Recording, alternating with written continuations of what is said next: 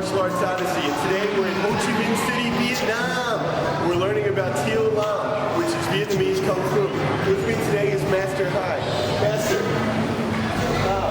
can you tell me Thieu Lam? Master says, I am Tong Hai Hun, a Vietnamese martial arts master. I belong to a sect called Kim Kate Song Hak. This is a version of traditional Thieu Lam. Thieu Lam is divided into two major sects, Tu Tat Son and Tong Son Thieu Lam Tu.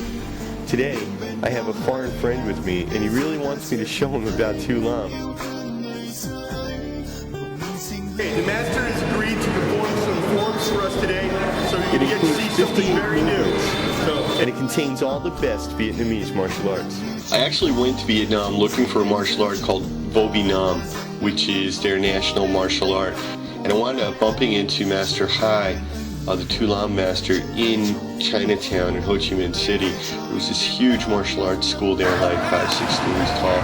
They had just countless martial arts going on there day and night. They had Vo Vinam, boxing. I practiced boxing there. There's a gym, a full weightlifting gym there, and a lot of Japanese martial art, Korean martial art. And I'd never heard of Thieu Lam. And after I checked, I mean, there's actually a Thieu Lam association in the United States. There's one in Canada. So it is known outside of Vietnam. According to data published by the Thieu Lam Association in the United States, Thieu Lam can trace its origins to China. And the art was developed as a hybrid art, a mix of Choi Dar and Hung Gar styles of Kung Fu, and I am not a specialist in Kung Fu. This was taught in Guangdong province, and then later Wing Chun was added to the mix. And if you think about it, Guangdong is the southernmost province of China. The United States and Canada, something like 80% of the Chinese populations can trace their origins back to either Guangdong or Fujian in the south, you know, on the sea, just above Hong Kong there, which is also where Wing Chun comes from. It's also, Bruce Lee practiced Wing Chun. Bruce Lee's actually from Kowloon, but I mean, Kowloon borders on Guangdong. The influence of northern styles of Kung Fu is clear. Northern styles of Kung Fu use high kicks, and that is allegedly the origin of Taekwondo. Southern styles like Wing Chun, like Bruce Lee's style, these are very, very minimalistic, low kick. Northern styles are a lot better for movies and things because they're showier. So we see some of that in this Thieu Lam. At the same time, though, because you're bordering on Cambodia and Laos, where the national sports are, of course, kickboxing, really similar to Muay Thai, and you can see a little bit of that, a little bit of use of elbows and knees. Thieu Lam style was brought to Vietnam by Master Lam Paul, who was born near Canton in 1909 and died in 1971 in Saigon. The Canton, of course, is Guangdong province, that's the old name. He trained with his master in China until 1937, when he left China fleeing in the Japanese invasion. Millions of Chinese live in Vietnam.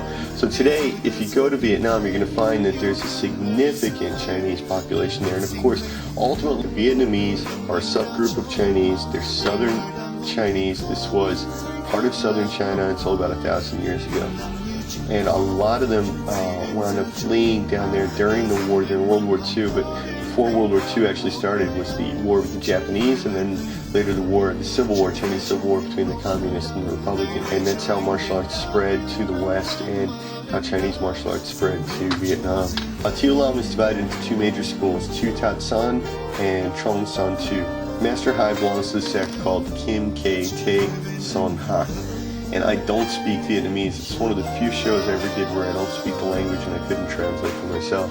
Training in Chinese art in Vietnam is a unique experience. It's always fascinating to see which aspects of Chinese culture they chose to keep and which they abandoned. And studying other Vietnamese martial arts, such as Vo Vinam, it's also interesting to see which elements of Chinese Kung Fu were adopted and incorporated into other Vietnamese arts. Thieu Lam included a good number of knees and elbows, including the over-the-top elbow, which must have been picked up in the Indochina region. There were also a lot more joint locks than you would expect to find in Shaolin art. A lot of the Vietnamese students referred to their martial art as Vietnamese Kung Fu, even in their language. So they used the word Kung Fu the same way Chinese people do, which is just a general word for martial art. He told me, make sure to concentrate where you hit. In China, they hit in the liver. In Vietnam, we hit in the heart. It's another thing, the Chinese often study acupuncture, acupressure, Chinese medicine. They know where all the major organs are, they know where the nerve points are, and that's what they're striking at, and that's what Master Hai was doing. The thing that some students find boring when studying Kung Fu is the lack of practical applications. Mr. High students, for example, never did anything apart from forms, so they repeated over and over again. They never sparred and they never tried their techniques against a live opponent. Many forms of TMA, or traditional martial arts, claim to be a deadly fighting art, but practitioners of MMA, mixed martial arts, or kickboxing, Muay Thai point out the fact that TMA don't usually fight. This turns most reality fighters off of learning TMA. Kung Fu, however, is the exception. They never actually claim to be fighters. Kung Fu is beautiful, and on some level, practicing Kung Fu demonstrates a deeper commitment to the art than does fighting. For you kids out there, practice martial arts, don't drink, don't smoke, and you can live to be like really old like the master. Thieu Lam, Master High, thank you for martial arts Odyssey. Keep practicing, keep training. Boys, get in the gym, do your sets, do your reps, do your road work, and please say a prayer for the people of Burma. We'll see you next time.